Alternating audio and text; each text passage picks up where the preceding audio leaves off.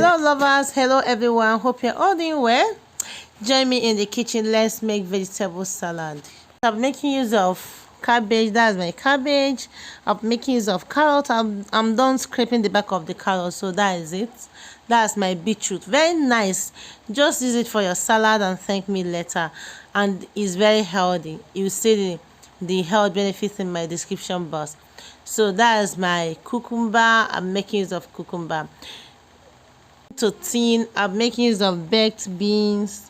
I'm making use of sweet corn, and also I'll be making use of salad cream.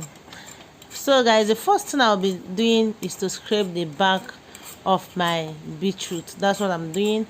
After that, I will start cut. Sit back, enjoy this video, and please guys, make sure you support what we are doing. Subscribe to my channel, share, like, comment, please guys, so that we'll be encouraged to do more. Thanks and God bless. Make sure you enjoy this video.